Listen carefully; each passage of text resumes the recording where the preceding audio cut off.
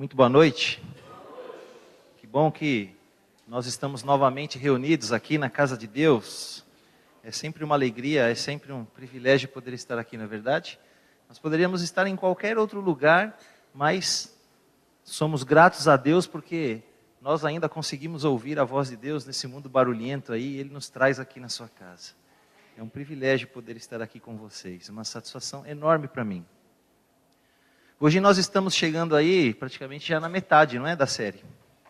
Estamos aí no nosso quarto encontro, onde nós temos estudado aí sobre o Espírito Santo de Deus.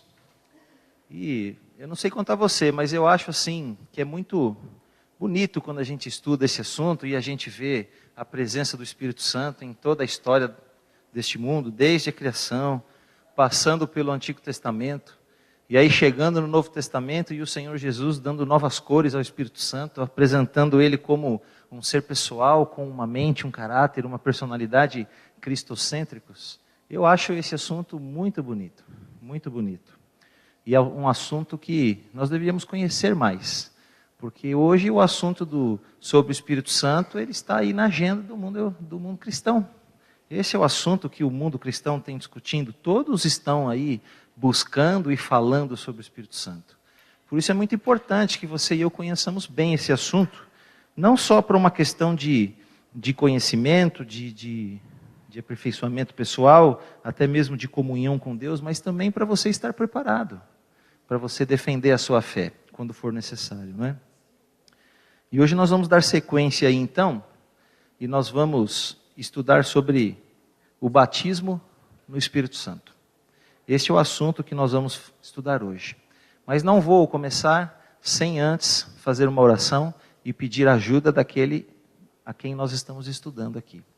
Feche os seus olhos, vamos falar com Deus. Santo Deus, Pai querido, te agradecemos porque novamente estamos aqui reunidos na sua casa, estudando sobre o Espírito Santo, Senhor. Te pedimos hoje, Pai, que Ele possa nos iluminar a compreendermos sobre este assunto, que é um assunto que está na pauta da agenda cristã hoje. Todas as igrejas buscam o batismo do Espírito Santo, as pessoas buscam o batismo do Espírito Santo. Em nossas orações nós pedimos o batismo do Espírito Santo. Por isso é muito importante que nós compreendamos de maneira correta este assunto. Que o Senhor perdoe os nossos pecados e que o Senhor nos ajude agora, é o que te pedimos agradecidos e o fazemos em nome de Jesus. Amém. Antes de nós vermos esse assunto aí na Bíblia, eu quero primeiro que você tente pensar um pouquinho no que é que os nossos irmãos pentecostais, especialmente, acreditam sobre o batismo no Espírito Santo. Quando se fala nesse assunto, os pentecostais eles não têm muitas doutrinas, eles têm pouquíssimas doutrinas, eles dizem ter mais uma experiência com Deus, com o Espírito Santo, não é? Mas quando se fala no batismo do Espírito Santo, eles têm 3 doutrinas sobre isso. A primeira delas é a seguinte: eles dizem que o batismo no Espírito Santo é uma experiência subsequente, distinta da conversão. Ela é posterior, ela é subsequente à conversão. O que é isso? A primeira coisa que tem que acontecer é a pessoa ser batizada nas águas.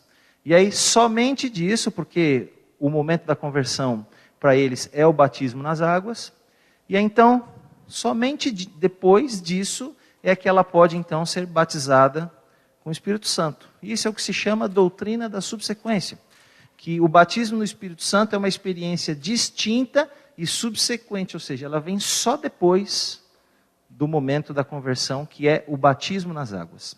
Então é nisso que eles acreditam. E eu queria fazer um exercício aqui com vocês hoje. Eu queria fazer um gráfico para representar essa doutrina. Um gráfico com base nisso que eles acreditam, para que você dê uma olhada e estude esse gráfico para você me dizer se você acha que isso está certo ou está errado, se você concorda com isso ou não. Então, como é que eu representaria, Ricardo, essa doutrina da subsequência graficamente? Eu representaria desta maneira. Essa linha aqui representa a vida de uma pessoa. A pessoa nasce e tem toda a sua vida, e quando chega então aqui, ela morre, ela descansa. em algum momento da sua vida vai acontecer aquilo que ela tanto busca. E o que é? O batismo no Espírito Santo. Mas acontece que o batismo no Espírito Santo, segundo o que eles acreditam, ele vem quando? Ele vem sempre depois do batismo nas águas. Então a pessoa nasceu, em algum momento ela conhece Jesus, é batizada nas águas, e aí agora precisam acontecer algumas coisas aqui na vida dela para que depois então ela seja batizada no Espírito Santo. E quando ela é batizada nas águas, o que acontece com ela? Ela recebe Jesus. E agora então, quando ela é batizada no Espírito Santo, ela vai receber o Espírito Santo. Isso é o que se chama doutrina da subsequência. O batismo no Espírito Santo é uma experiência distinta, posterior ao batismo nas águas.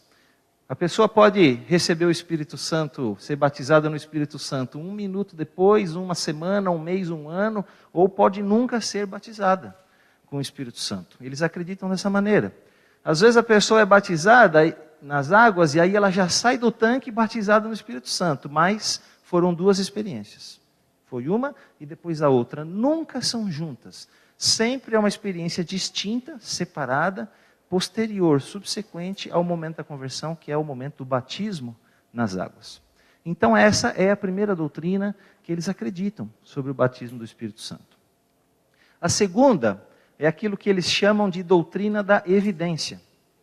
E para um pentecostal, qual é a evidência de que ele foi batizado no Espírito Santo? Como é que ele sabe que ele foi batizado no Espírito Santo? Isso, o falar em línguas. Se ele falou em línguas, ele foi batizado com o Espírito Santo. Se ele não falou em línguas, ele não foi batizado com o Espírito Santo. Essa é a doutrina da evidência. E existe uma terceira doutrina, que é aquela que se chama doutrina da condição. O que é isso? É que você precisa agora criar na igreja as condições necessárias para que o Espírito Santo se manifeste. É por isso que um culto pentecostal, ele começa com muita oração, muita oração, muita oração. Depois vem muito louvor, muito louvor, muito louvor. E assim, eles vão louvando a Deus e aí começam a glória, glória, glória, glória, aleluia, mais rápido e cada vez mais rápido. Aí começa a embolar tudo, entra em êxtase, pronto. Falou em línguas, não é? Essa é a doutrina da condição. É preciso criar na igreja as condições necessárias para que o Espírito Santo possa se manifestar. Não é? Hoje, e nos nossos próximos 2 domingos, nós vamos estudar sobre isso aqui. Vamos ver se isso aqui está certo e se isso aqui está errado. Depois, daqui 2 domingos, no 3º domingo, no penúltimo domingo, nós vamos estudar sobre isso aqui, a doutrina da evidência. E se as 2 estiverem erradas, então nós nem precisamos estudar sobre essa, não é? Porque não há necessidade. Agora, aí é que está a questão. É isso que eu quero perguntar para você. Você acha que isso aqui está certo ou você acha que isso aqui está errado? O que é que vocês acham? Errado? Por quê? Não adianta você chegar para um pentecostal, olha, você está errado. Não adianta. Você tem que, se você acha que ele está errado, você tem que mostrar para ele por que ele está errado. Você precisa falar, não é só falar, você está errado.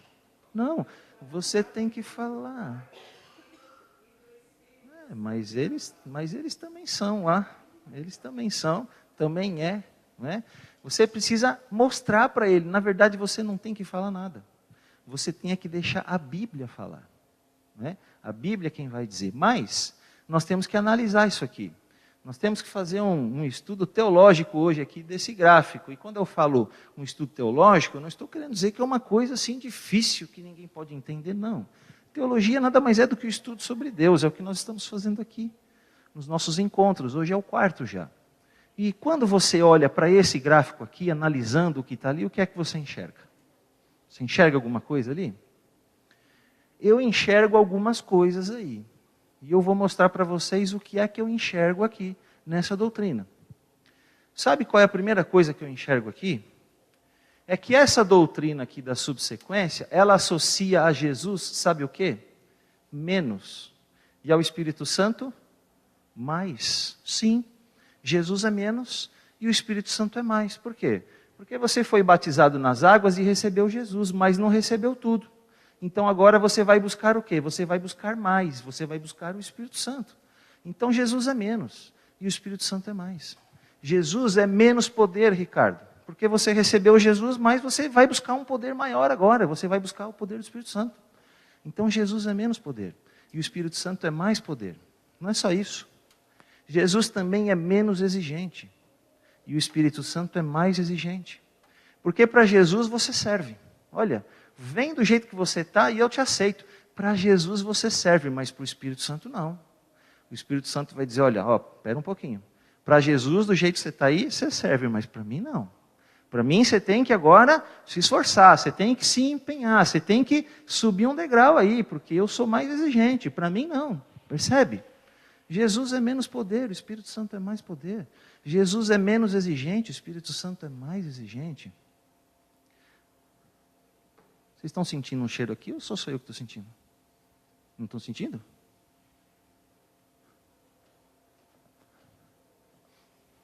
É daqui. Está vindo um cheiro daqui. Vocês estão sentindo? Eu estou sentindo. Sabe qual é o cheirinho que eu estou sentindo aqui? Eu estou sentindo um cheirinho aqui de salvação pelas obras. Salvação pelas obras. Porque se você aceitou Jesus aqui e foi batizado, e agora você vai fazer, e como um prêmio, como um resultado pelo que você vai fazer, você vai receber o Espírito Santo, então o que é isso aqui? Salvação pelas obras. Olha que interessante. Nós, adventistas do sétimo dia, porque guardamos todos os mandamentos de Deus, somos chamados de legalistas, somos acusados de praticar salvação pelas obras. Mas o que é isso aqui? Isso aqui é pura salvação pelas obras, porque você não recebe o Espírito Santo. Você tem que se empenhar, você tem que se esforçar, você tem que fazer algo mais para receber o Espírito Santo. Então isso aqui sim é que é salvação pelas obras. E que mais que eu vejo aqui? Sabe o que mais eu vejo aqui? O problema dessa doutrina aqui é que por ela associar a Jesus menos e o Espírito Santo mais, sabe o que é que ela faz com a Trindade? Ela divide a Trindade. Divide. Porque para eles, onde é que está Deus o Pai? Aqui em cima. Mas Jesus é o quê? Jesus é menos, ele está aqui embaixo. E onde é que está o Espírito Santo? Lá em cima. É a mesma heresia cometida pelos testemunhas de Jeová, que colocam Jesus como um Deus menor, criado por Deus o Pai. Infinito em poder, porque tem o Espírito Santo. Mas não é pré-existente. É criado por Deus o Pai. É a mesma coisa. Aquilo que os pentecostais acreditam, coloca o Espírito Santo acima de Jesus. Assim como os testemunhas de Jeová colocam Deus o Pai acima de Jesus. É a mesma coisa, não tem diferença. Eles dividem a Trindade, enquanto que a Trindade deveria estar como? Assim, todos aqui na mesma linha, em pé de igualdade. E dividindo a Trindade, você sabe qual é a consequência? Dividindo a Trindade, você divide a igreja. Porque agora, quando as pessoas são batizadas e recebem Jesus, o que é que acontece com elas? Elas agora fazem parte do corpo de Cristo. Mas aqueles que falam em línguas, o que é que acontece com eles? Eles agora passam a fazer parte de um corpo especial que se forma dentro do corpo de Cristo. E esse aqui, meus irmãos, é o corpo dos privilegiados e esse aqui agora é o corpo dos discriminados. Eu acho que eu já falei para vocês de um casal que eu conheci há uns anos atrás, que era pentecostal, e eu estudei a Bíblia com eles. E eles só podiam sentar nos últimos bancos da igreja. Eles não podiam fazer nada na igreja, não podiam cantar na igreja, não podiam falar na igreja, não podiam fazer nada. Por quê? Porque nunca foram batizados com o Espírito Santo. E isso causava um trauma neles, um trauma, porque eles eram rejeitados. Imagina você vir na igreja e só poder sentar nos últimos bancos. Você vir na igreja e não poder falar nada e não poder fazer nada, porque nunca falou em línguas. É isso que essa doutrina causa, ela causa uma divisão na igreja, porque esses que falam em línguas são privilegiados. E aí você vê agora que pode ser que aconteça de alguém comece a falar enrolado lá, inventando, né, que está falando em línguas para quê? Só para não ser discriminado, só para poder ser aceito, só para poder ser bem recebido na igreja. Então veja, vocês concordam com isso? Vocês acham que isso aqui está certo? Eu também acho que não. Mas lembra o que eu disse no começo, não é? Não adianta só dizer que está errado. precisa mostrar por que está errado. E mais do que isso, não é só mostrar por que está errado. Precisa também corrigir e mostrar aquilo que é certo. Se esse gráfico está errado, então nós temos que ir na palavra de Deus agora, ver o que é o certo e corrigi-lo para que ele fique certo aqui. Mas antes de fazer isso, eu, como sou muito perguntador, né? Eu quero fazer uma pergunta aí para vocês. Vamos ver quem é que vai acertar. E olha, eu sou perguntador, mas eu também sou bonzinho. Eu vou facilitar ao máximo essa resposta. Para todo mundo acertar, para ninguém errar, tá bom?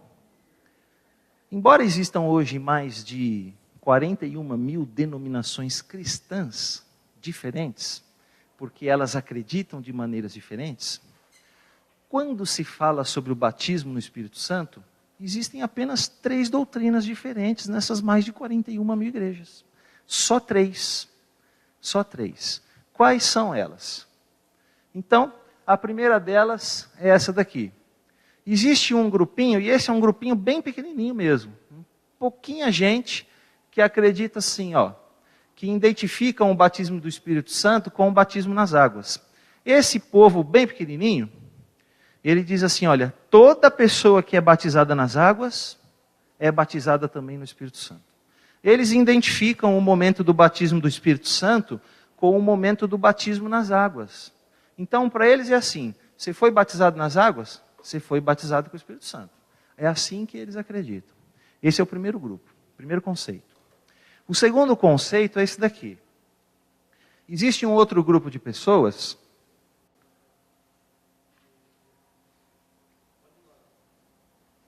Isso. Pode deixar, não tem problema. Aqueles que identificam o batismo no Espírito Santo com o momento da conversão. E aqui eu coloquei em parênteses para você o que é conversão. O que é que eles acreditam sobre conversão? Eles acreditam que conversão é um processo e é diferente do momento das águas. Então, para esse grupo de pessoas... Eles acreditam assim, que o batismo no Espírito Santo acontece no momento da conversão. E para esse grupo aqui, o que é conversão? Conversão é isso aqui, ó. Eu estou indo nessa direção, já ouviu isso? E aí, de repente, o que acontece? Eu mudo de direção completamente. E aí, então, aconteceu a minha conversão. E isso pode ser em qualquer momento. Tem gente que diz assim, olha, já ouviu essa frase assim? Ele era... convencido, mas não era convertido.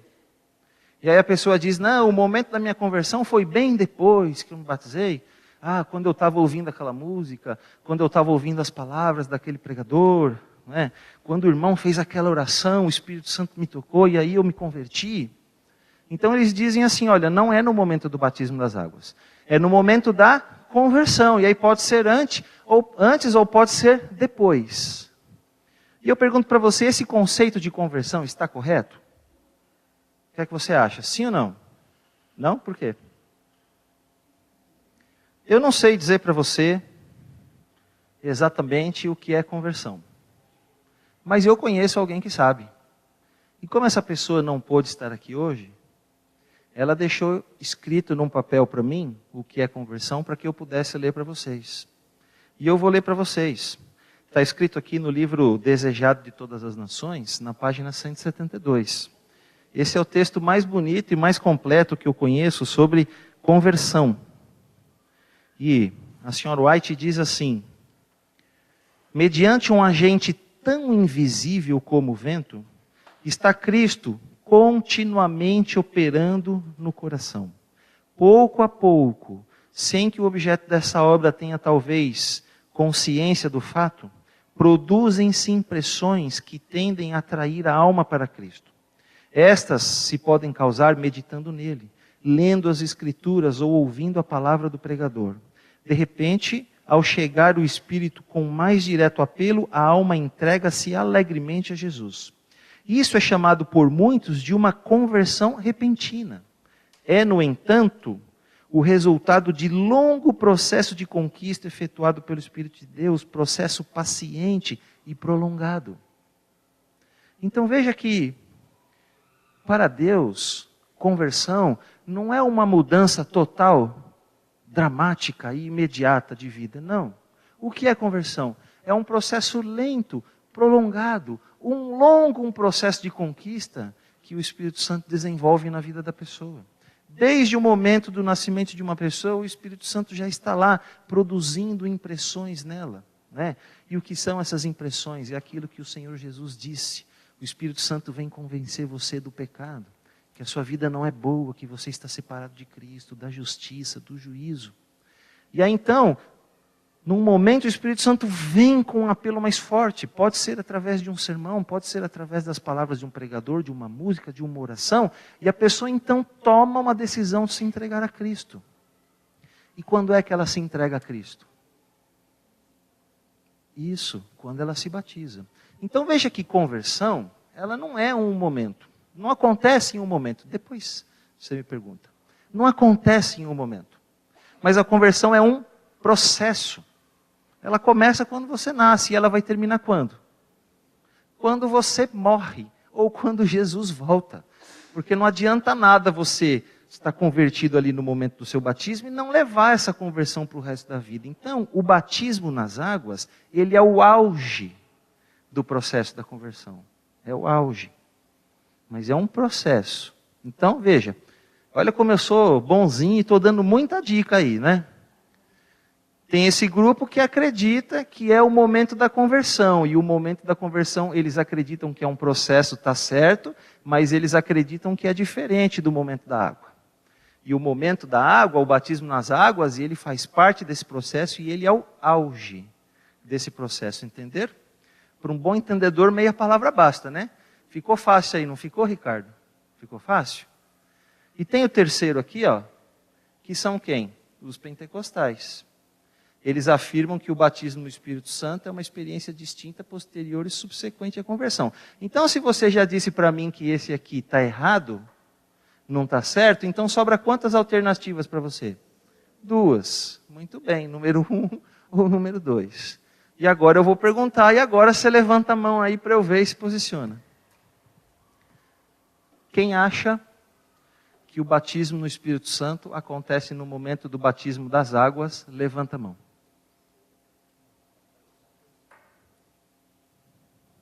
Muito bem.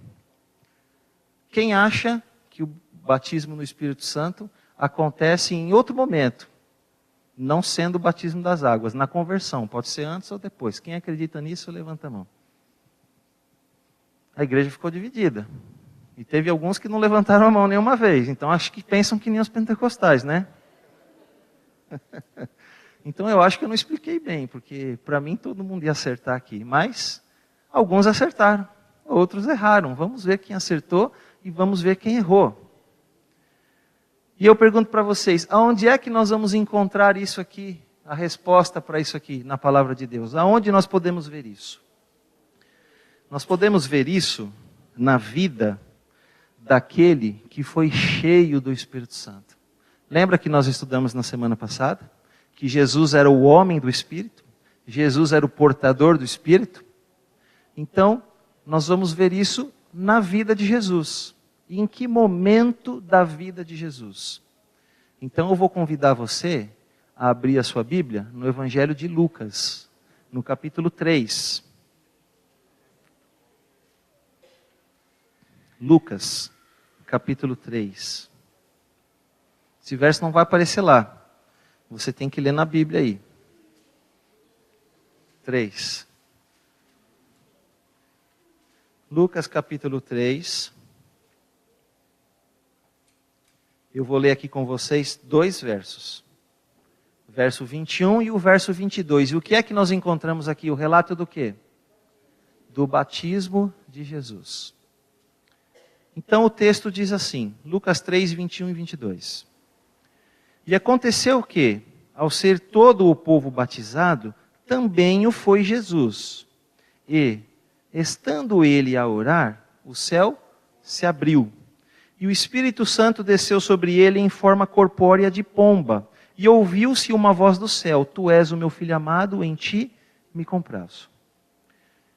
Aqui nós temos o relato do batismo de Jesus. E, de cara, eu já quero fazer outra pergunta para você. A gente não estuda, a gente não aprende, que o batismo tem a ver com o quê? Com morte e sepultamento de uma velha vida e ressurgimento para uma nova vida? Você morre, você sepulta os seus pecados, e então agora você ressuscita para uma nova vida, não é verdade? Então, se o batismo é isso, então eu pergunto para vocês, por que Jesus foi batizado? Jesus tinha uma velha vida para abandonar? Jesus tinha pecados para sepultar? Então, por que Jesus foi batizado? Olha, essa é a resposta que a gente sempre ouve. Jesus foi batizado para dar o exemplo. Está certo ou errado isso? Está certo. Mas, será que algo tão singular? Será que algo tão especial como o batismo de Jesus? Será que é só isso que a gente consegue extrair daí? Será que tudo que a gente consegue dizer é que Jesus foi batizado só para dar o exemplo para a gente? Será que é isso? O Evangelho de Lucas aqui, ele diz pelo que Jesus foi batizado, sabia? O Evangelho de Lucas diz por que Jesus foi batizado. E você vai me ajudar agora a descobrir por que Jesus foi batizado. Aqui diz que as pessoas vinham para ser batizadas e Jesus também veio e Jesus também foi batizado, certo? E logo após Jesus ser batizado, logo após ele sair da água, o que foi que aconteceu? Qual foi a primeira coisa que ele fez? O que é que diz o texto? Isso, o que é que ele fez? Ele orou. Jesus orou e o céu se abriu, não é verdade? E não é assim até hoje? Quando você dobra os seus joelhos e ora, o céu se abre para você. A senhora White diz que a oração é a chave nas mãos da fé que abre as portas do celeiro celestial para que Deus derrame sobre você bênçãos sem medidas. Jesus orou e o céu se abriu. Agora, você é capaz de me dizer pelo que foi que Jesus orou? É capaz? A senhora White, no Desejado de Todas as Nações, esse livro aqui, ela diz que Jesus orou por duas coisas. E se você descobrir pelo que foi que Jesus orou, você vai entender por que ele foi batizado. Você é capaz de me dizer pelo que ele orou? A senhora White diz que foram duas coisas, mas eu não preciso do Desejado de Todas as Nações para saber pelo que foi que Jesus orou. Porque o texto de Lucas diz pelo que ele orou. Só pelos dois versos eu sou capaz de dizer para vocês pelo que foi que Jesus orou. Vocês conseguem dizer para mim? Sabe, Antônio, né?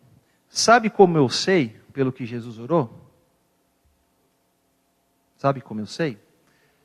Eu sei pelas respostas que ele recebeu. Pelas respostas que ele recebeu, eu sou capaz de dizer para você pelo que Jesus orou. Jesus, ele não foi batizado, meus irmãos, como confissão de pecados e abandono de uma velha vida. Ele não tinha pecado para confessar, ele não tinha velha vida para abandonar. Mas sabe pelo que Jesus foi batizado? Jesus foi batizado para se identificar com o pecador e para sentir o que o pecador sente.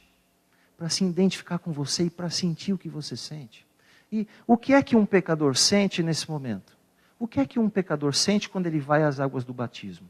Eu vou dizer para você o que eu senti há 18 anos atrás, quando eu dei esses passos e fui até as águas do batismo. Sabe o que eu senti?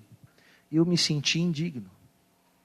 Eu me senti indigno de estar na presença de Deus pelos meus pecados. Eu tive dúvidas se Deus me aceitava por causa dos meus pecados.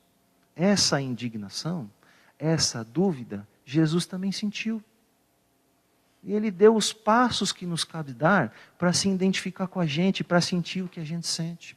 E agora Ele vai até o batismo, então Ele ora ao seu Pai e Ele diz assim: Pai, eu estou aqui dando os passos que um pecador tem que dar, para me identificar com um pecador, para sentir o que um pecador sente. E o pecador, Pai, ele se sente indigno da Tua presença por causa dos pecados que ele carrega. Ele tem dúvidas da Tua aceitação por causa dos pecados que ele carrega. E é como se Jesus estivesse dizendo assim: Pai, logo mais, todos os pecados deles vão ser colocados sobre mim. E eu te pergunto, mesmo carregando esses pecados, o Senhor ainda me aceita? O Senhor me aceita? E qual foi a resposta do Pai para ele? Tu és o meu filho amado, em ti me comprazo. E Jesus continua a sua oração. Mas eu não me sinto só indigno por causa dos pecados que terei que carregar. Eu também me sinto fraco para vencer, assim como o homem é fraco para vencer. Por isso, Pai, eu te peço, me dá o poder para que eu possa vencer no lugar deles. E o que é que Deus respondeu para Jesus? Então, o Espírito Santo desceu como pomba, né? Na forma de uma pomba, e ali capacitou Jesus para que ele pudesse então iniciar o seu ministério público. Veja o que a senhora White diz sobre isso. O Desejar de Todas as Nações, página 111. Jesus não recebeu o batismo como confissão de pecado de sua própria parte. Mas o que é que ele fez? Identificou-se com os pecadores, dando os passos que nos cumpre dar. Ele se identificou conosco, ele deu os passos que nós temos que dar. E aí Jesus orou.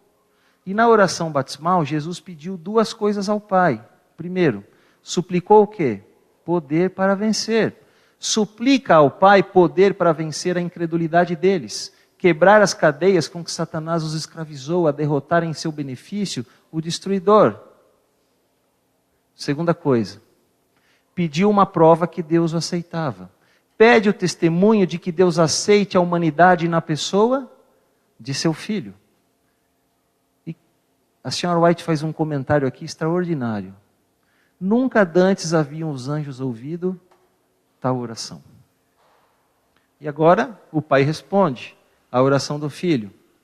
E qual foram as respostas do pai? Primeiro, o filho suplicou o poder para vencer, o pai enviou o Espírito Santo.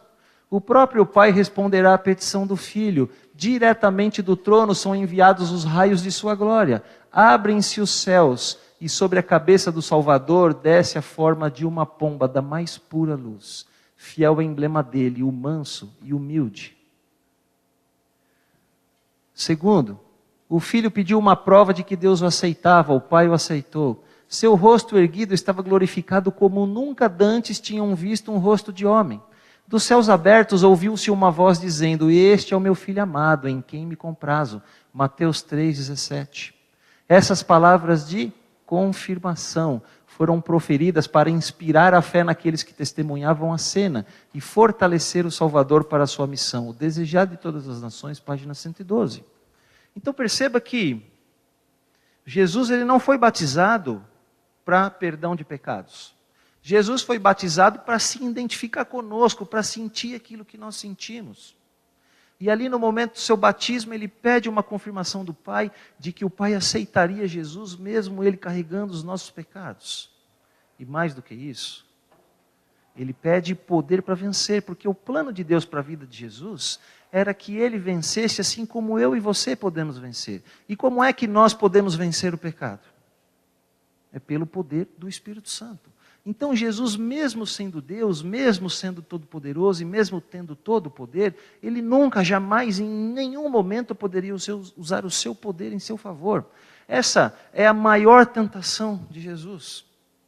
É assim que Satanás tentava Jesus. Satanás sempre tentava Jesus para que ele usasse o seu próprio poder em seu benefício, porque assim Jesus estaria sendo independente da vontade de Deus para a vida dele.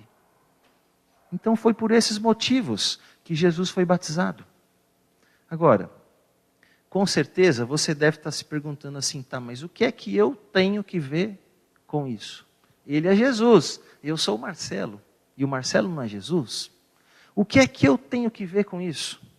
A voz que falou, o céu que se abriu, o Espírito Santo que desceu sobre Jesus, o que é que o pecador penitente do século 21 tem que ver com isso? O que significam essas manifestações do céu ao pecador de hoje? O Desejar de Todas as Nações, página 113. A luz que se projetou das portas abertas sobre a cabeça de nosso Salvador incidirá sobre quem? Nós, ao pedirmos auxílio para resistir à tentação. A voz que falou a Cristo diz a quem? Qual é a palavrinha? Toda. Isso inclui quem? Eu e você. A toda alma crente, este é o meu filho amado, em quem me comprazo. As palavras dirigidas a Jesus no Jordão, este é o meu filho amado, em quem me comprazo, abrangem quem? a humanidade. Deus falou a Jesus como nosso o quê? Representante. Com todos os nossos pecados e fraquezas, não somos rejeitados como indignos. Então veja, está certo. Jesus foi batizado para dar o exemplo. Ali ele era o nosso substituto, estava lá no nosso lugar, mas não era só isso. Jesus não era somente o nosso substituto, Jesus era também o quê? O nosso representante. Então o batismo de Jesus não foi só para nos dar o exemplo. Não foi. Foi, sabe para quê? Foi também para mostrar para mim e para você o que é que acontece com cada um de nós quando nós seguimos esse exemplo. Quando nós damos os passos que temos que dar, quando nós damos os passos que Jesus deu. Porque aquilo que aconteceu a Jesus também acontece para quem? Para nós. Então perceba, irmãos, que o batismo ele não é uma cerimônia simplesmente. O batismo não é um rito simplesmente. O batismo ele é uma linha divisória. Existem dois modos de vida. Um é o modo de vida carnal, aquele que nós estamos desde o momento em que nascemos. E agora então o batismo é a linha divisória para que eu possa viver no Espírito. Eu venho aqui como um João ninguém, entro ali dentro daquele tanque, mergulho nas águas e quando eu saio como? Eu saio como um filho de Deus. Deus como que me adota como seu filho. E eu passo de um João ninguém para filho do Rei dos Reis e Senhor dos Senhores. Por isso Jesus foi batizado. Para mostrar para mim e para você o que acontece comigo e com você quando nós damos esses passos. E é interessante, porque aí nós vamos até o batismo. Né? Nós aceitamos Jesus e somos batizados. E quando somos batizados, no momento ali das águas, o que é que acontece conosco? Deus, Ele como que passa uma borracha assim, e apaga todo o nosso passado. Está resolvido. E no lugar do nosso passado, o que é que entra? Entra a vida de Jesus, entra os méritos de Cristo. Seu passado foi resolvido. E você não fica feliz com isso? É claro que você fica feliz. Você diz, Senhor, graças te dou, porque o Senhor resolveu o meu passado, passou uma borracha, apagou tudo. Ótimo, amém. Não é bom isso? Você não fica feliz com isso? Claro que fica. Mas aí você, como uma pessoa inteligente, você começa a pensar assim, ótimo, meu passado está resolvido, mas e agora? E a partir de agora? E daqui para frente, como vai ser? Então aí você fala, Senhor, glória te dou, porque o meu passado foi resolvido e apagado. Mas e daqui para frente, como eu faço? Então, você acha que Deus olha para você lá do céu e diz assim, olha, eu resolvi o seu passado. Está tudo resolvido, está apagado. Você não tem nada mais do que, né? Está tudo resolvido. Daqui para frente agora é com você. Se esforça, faça força. Você acha que é isso que Deus diz? Você acha que é um pai que ama um filho diz? É isso que você diria para o seu filho? Claro que não. Deus olha para você agora e diz assim, calma filho, eu sei disso. As águas do batismo, elas lavam a culpa que você tinha, mas elas não arrancam aqui de dentro de você essa tendência que você tem herdada e cultivada para o mal. Por isso, desde já, desde agora, desde o início da sua nova caminhada, o que é que eu vou te dar? Eu vou te dar todo o poder do Espírito Santo, porque ninguém pode vencer a vida espiritual, viver a vida espiritual, ninguém pode vencer o pecado por sua própria força, por seu próprio mérito, senão Jesus não precisaria ter vindo aqui. Nós só podemos vencer o pecado como? Pelo poder do Espírito Santo. Tem um texto da Senhora White que é muito lindo, que ela diz assim, se alguém está a viver a vida cristã e aborrecer o pecado, ele está evidenciando a presença de um poder que vem do alto. É o poder do Espírito Santo. Então, meus irmãos, quando eu olho para o batismo de Jesus, sabendo que Jesus é o meu substituto e sabendo que Jesus é o meu representante, o que é que eu vejo? Eu vejo que alguns de vocês acertaram a pergunta. Aqueles que levantaram a mão no número 1. E esse povinho bem pequenininho que acredita que o batismo do Espírito Santo coincide com o batismo das águas, eu vou apresentar para vocês como eles se chamam. Adventistas do sétimo dia. Amém. Porque quando eu olho para o batismo do Espírito Santo, eu vejo que ele é uma experiência coincidente, inicial. Água e Espírito é um binômio que vem sempre juntos. Porque Deus sabe que você não tem como viver a nova vida sem o poder do Espírito Santo. Por isso, desde o início, desde o começo da tua jornada, Ele já te dá todo o poder para você vencer o pecado. O poder do Espírito Santo. É um binômio coincidente. Vem junto. E Ele traz na sua esteira a bênção da filiação. No momento em que você desce as águas do batismo, quando você sai de lá como um membro da família de Deus, você sai de lá como um filho de Deus. É isso que eu vejo. Água e Espírito vão sempre juntos. Toda pessoa que é batizada nas águas, ela também é batizada no Espírito Santo, no mesmo momento. Então, aqueles que responderam o número 1, acertaram. Não esse 1 aqui, né? Mas o outro 1 lá. É só o número aqui que eu quero destacar. Isso aqui não, viu? Porque isso aqui, ó, realmente está errado. Mas lembra que eu disse no começo, não é só dizer que está errado, precisa corrigir e mostrar o certo. Então nós temos que corrigir esse gráfico. E como é que a gente corrige esse gráfico aqui? A gente tem que pegar tudo isso aqui, ó, e trazer para onde? Trazer para cá, jogar para cá. E como é que vai ficar o gráfico agora? Vai ficar assim. É assim que vai ficar o gráfico. Porque agora, quando a pessoa é batizada nas águas, no mesmo tempo, o que é que acontece com ela? Ela é batizada no Espírito Santo. E aí, no momento do batismo das águas, ela recebe Jesus. Mas ela não recebe só Jesus. Quem é que ela recebe? Também recebe o Espírito Santo. Sabe o que isso faz com Jesus e o Espírito Santo? São iguais. Têm o mesmo poder, têm a mesma exigência. Isso coloca a Trindade no seu devido lugar. Pai, Filho e Espírito Santo têm o mesmo poder, têm a mesma essência. Os três são pré-existentes desde toda a eternidade. E no momento do batismo das águas, a pessoa precisa receber o Espírito Santo. Por quê? Porque o Espírito Santo é quem vai fazer com que essa pessoa faça parte do corpo de Cristo. E no corpo de Cristo não pode haver nem privilegiado e nem discriminado. No corpo de Cristo, todos são iguais. Está certo? Agora está certo. Agora, se isso está certo, então nós temos que ser capazes de encontrar isso aqui em alguns outros lugares da Bíblia, na verdade, não somente no batismo de Jesus. E onde mais nós podemos encontrar isso aqui? Podemos encontrar isso aqui em vários lugares, mas eu quero mostrar um para vocês. Está aqui, 1 Coríntios 12, verso 13. O que é que o texto diz?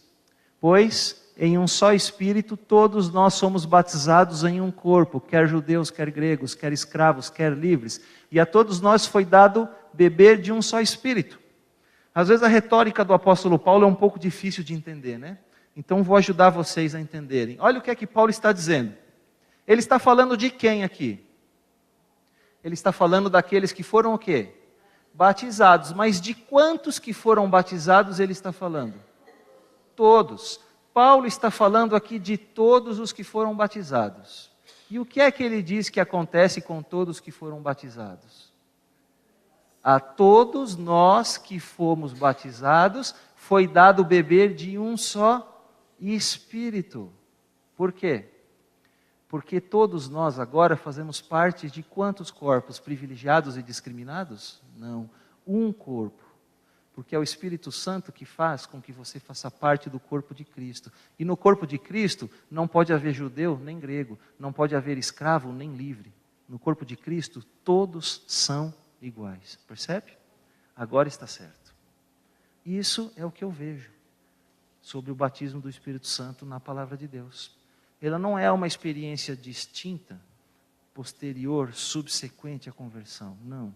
Porque o auge do processo da conversão é o momento do batismo nas águas. Preste atenção. As crianças já nascem hoje com uma propensão para o mal, não é verdade?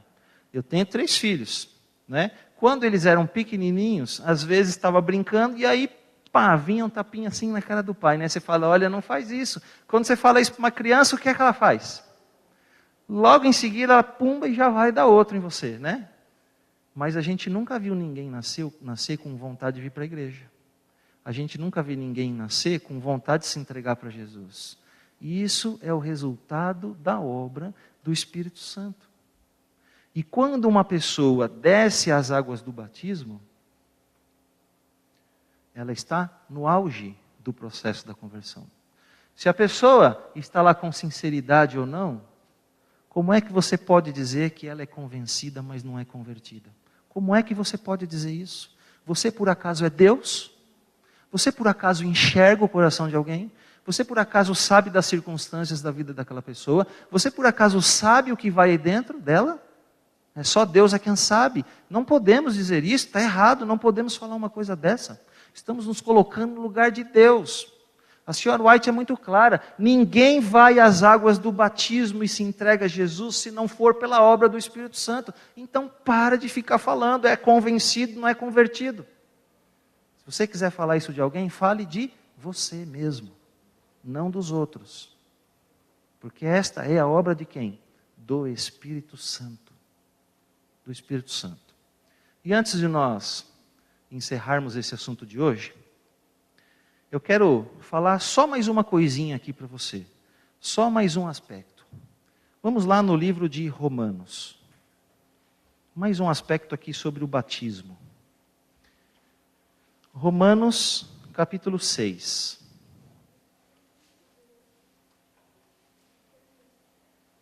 O apóstolo Paulo vai fazer uma menção aqui ao batismo. E ele diz assim, Romanos 6, verso 3. Ora, porventura ignorais que todos nós que fomos batizados em Jesus, em Cristo Jesus, fomos batizados no quê? Na sua morte? Você está ignorando que todo aquele que foi batizado, né, em Cristo Jesus foi batizado na sua morte? Irmãos, o que é que o apóstolo Paulo está fazendo aqui? Sabe o que é que ele está fazendo aqui? Ele está ligando a cruz ao tanque batismal. O apóstolo Paulo, ele vai agora a passos largos lá no Calvário, onde Jesus morreu, e ele pega a cruz de Jesus, ele arranca ela de lá, e ele entra aqui pelo corredor dessa igreja aqui, ó, a passos largos, e ele vem até aqui ao púlpito, e ele vem aqui na frente, e ele faz assim, ó, pá. Ele crava a cruz de Jesus aqui dentro do tanque. E ele está dizendo assim, você está esquecendo que quando você foi batizado, você morreu com Cristo ali? Por que ele faz isso? Por que o apóstolo Paulo traz a cruz para dentro do tanque batismal? Por que ele liga a morte de Jesus ao que acontece ali dentro no tanque? Por que ele faz isso? Sabe por que ele faz isso? Porque nos dias dele, havia um grupo de pessoas que achava que o batismo ia dar um poder mágico. Muitas pessoas que iam até o batismo porque achavam que o batismo ia dar para elas um poder mágico para elas viverem a nova vida. Ia dar um poder mágico, sabe? Para não terem mais problemas. Como se o batismo fosse uma segunda causa, uma segunda fonte de poder. Você sabe quem acredita nisso até hoje? Sabe quem acredita nisso até hoje? Os nossos irmãos católicos acreditam nisso até hoje. Acreditam, porque eles têm uma compreensão equivocada da natureza humana. Eles não acreditam que o ser humano foi totalmente corrompido pelo pecado. Eles acreditam que o ser humano é doente, que ele foi afetado pelo pecado original, mas que ainda sobrou nele uma partezinha boa lá. Então por isso que eles batizam as crianças, logo quando nascem. Porque eles acreditam que o sacramento do batismo vai inocular, vai injetar naquela criança um poder sobrenatural para que essa partezinha boa que sobrou, para que ela se desenvolva e ela vença agora a outra, a parte que foi afetada pelo pecado. Por isso o apóstolo Paulo traz a cruz para dentro do batismo. Sabe por quê? Olha o que é que Paulo diz aqui, mais à frente, em Efésios, no capítulo 2. Veja o que é que Paulo diz aqui em Efésios capítulo 2, a partir do verso 1. Efésios 2, verso 1, a partir do verso 1, Paulo diz assim, ó, ele, se referindo a Jesus Cristo, ele vos deu vida, estando vós o quê? Mortos nos vossos delitos e pecados, nos quais andastes outrora, segundo o curso deste mundo, segundo o príncipe da potestade do ar, do espírito que agora atua nos filhos da desobediência, entre os quais também, quem? Todos nós andamos outrora, segundo as inclinações da nossa carne, fazendo a vontade da carne e dos pensamentos, e éramos por natureza filhos de quem? filhos da ira, como também os demais. Veja, o que é que Paulo está falando?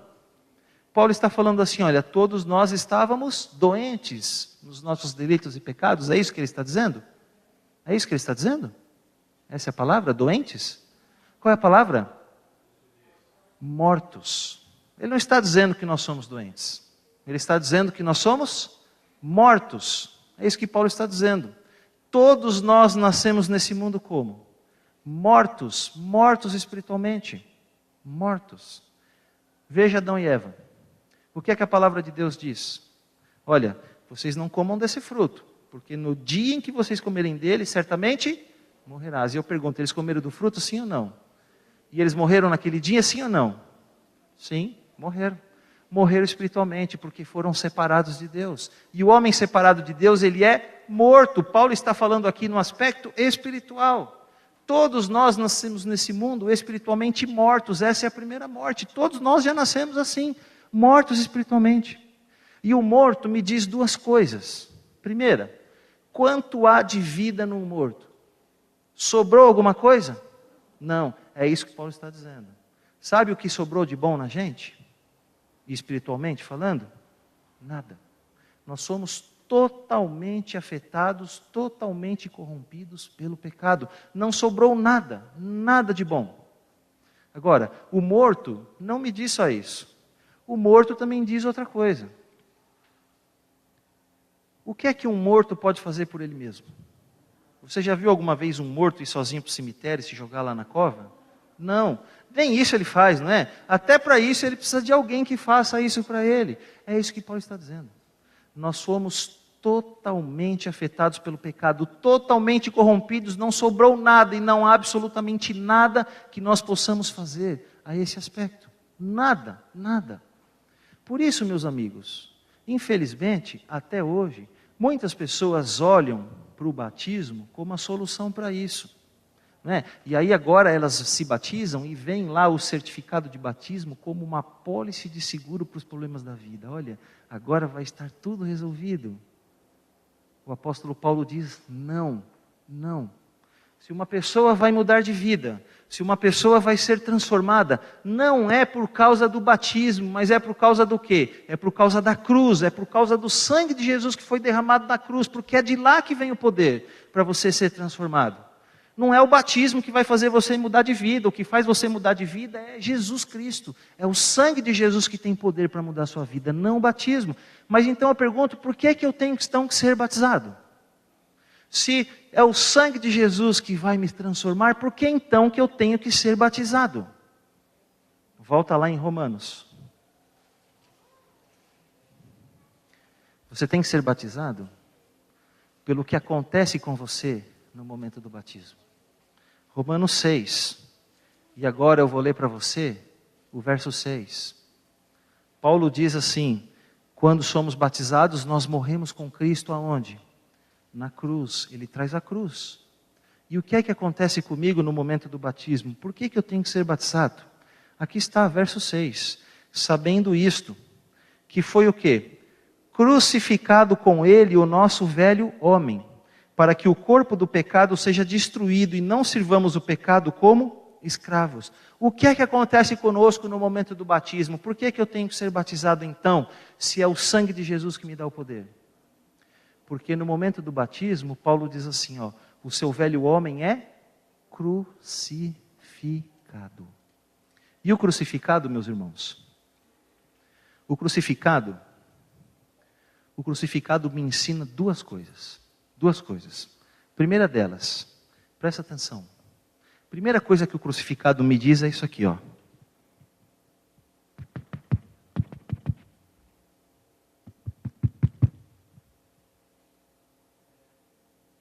Entendeu? Essa é a primeira coisa que o crucificado me diz. Eu posso me matar de qualquer jeito.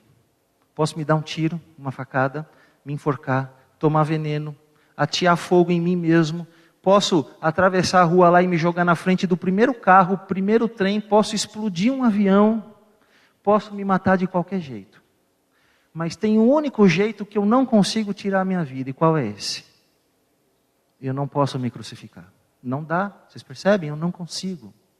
ser crucificado com Cristo é obra de quem? É obra do Espírito Santo. Essa é a primeira coisa que o crucificado me diz. No momento do seu batismo, o Espírito Santo vem e ele crucifica o teu velho homem na cruz. Ele põe lá o teu velho homem na cruz. E isso é obra do Espírito Santo, não é obra minha. Ele é quem faz isso. Eu não consigo fazer isso. Essa é a primeira coisa.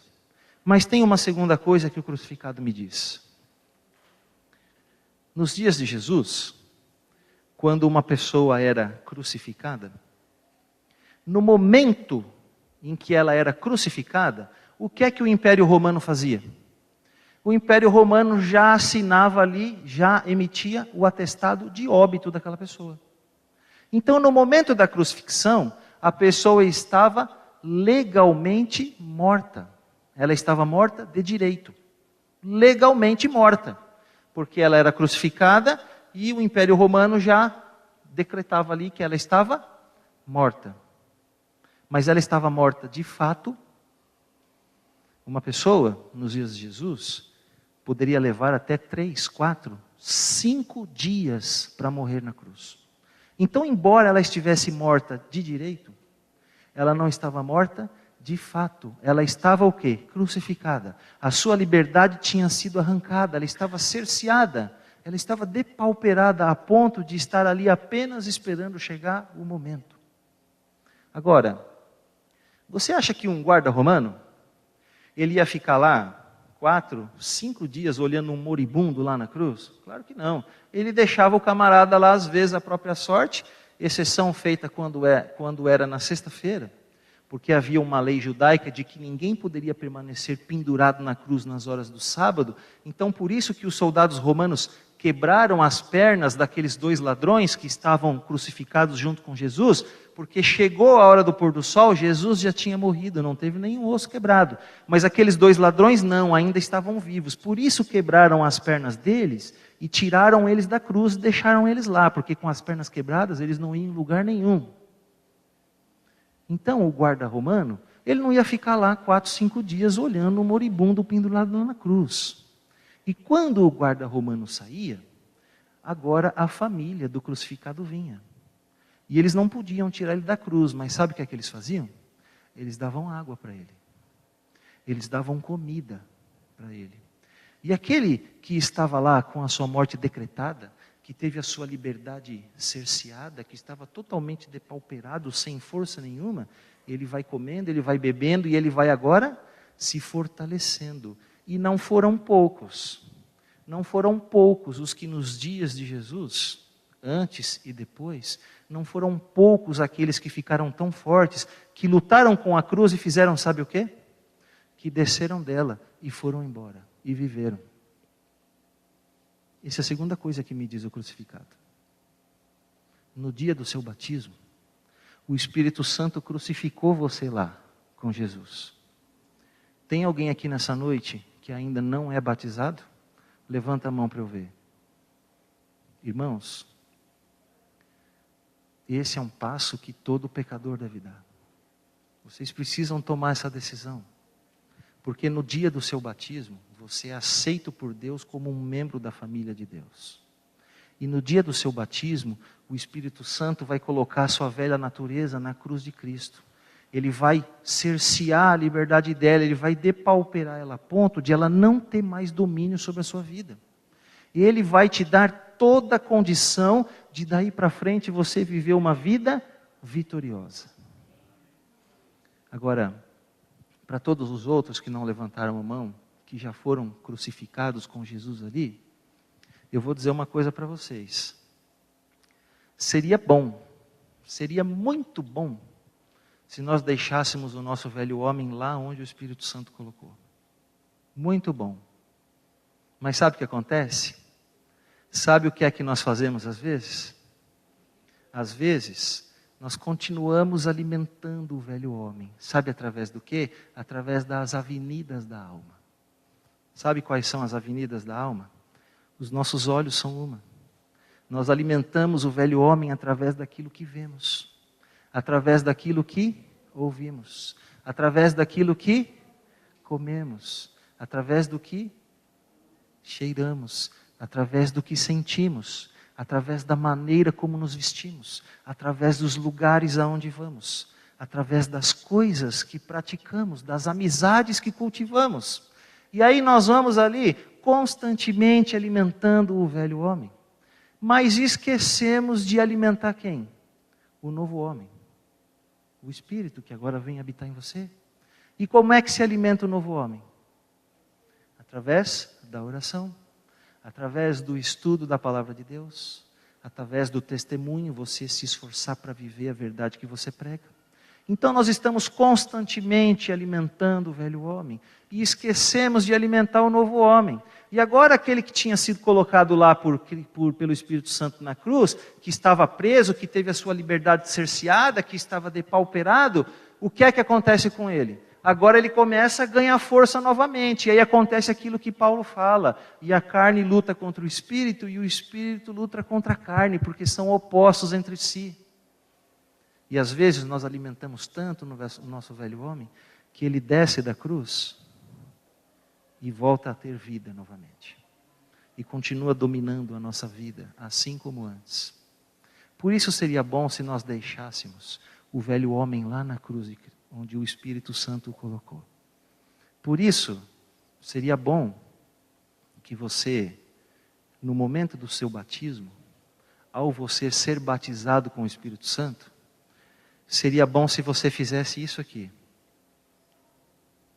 Se você fosse batizado a partir daí, todos os dias com o Espírito Santo. E isso é o que nós vamos estudar na próxima semana.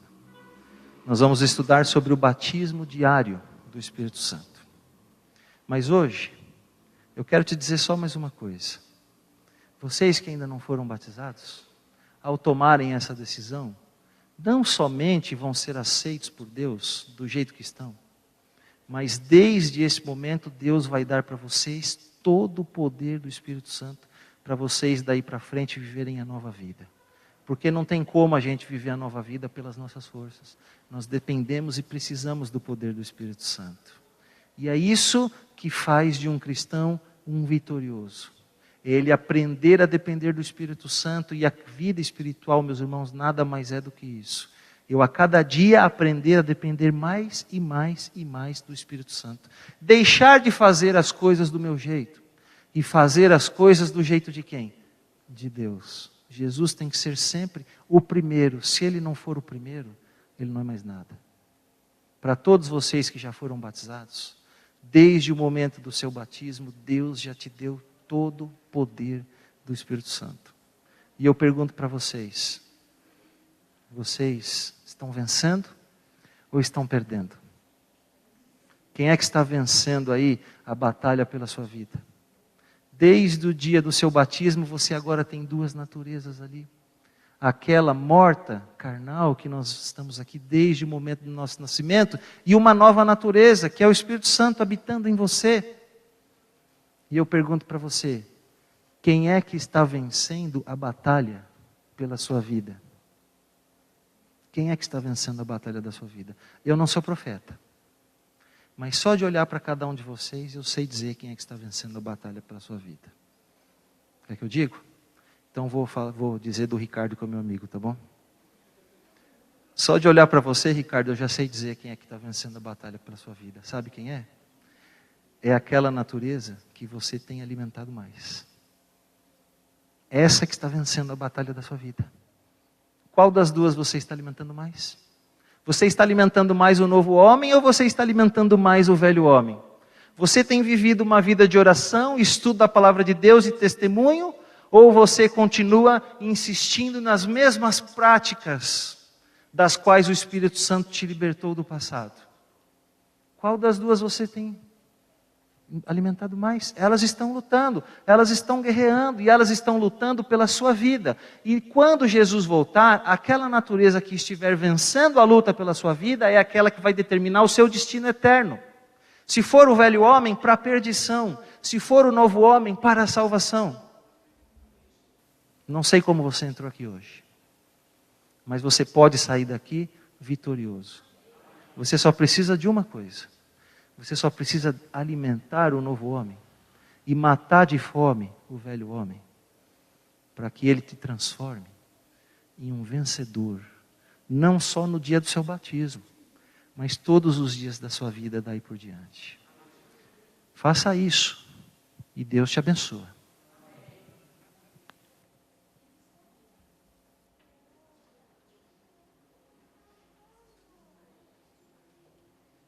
Vamos orar. Vou convidar você, Antônio, vem cá, faz oração para a gente aqui, por favor.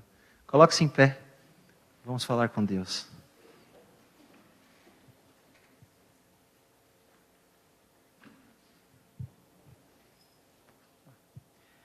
Senhor Deus e Pai, toda a honra, toda a glória, todo o louvor, toda a adoração, seja dada somente a Ti, Pai. Nós estamos felizes, estamos aqui na Tua casa, começando mais uma semana. Não sabemos o que nos espera, mas Te pedimos perdão, nós reconhecemos que somos falhos, mas suplicamos a presença do Teu Santo Espírito na nossa vida durante toda essa semana, Pai. Nos traga aqui na quarta-feira e no Teu Santo Sábado, para que possamos adorá-lo, Pai. Queira ser com cada um aqui presente. Nós temos desejos em nossos corações, mas sabemos que este coração é enganoso. Que o Teu Santo Espírito leve a Ti as nossas verdadeiras necessidades. Tudo isso pedimos agradecidos, com o perdão dos nossos pecados, em nome de Jesus. Amém.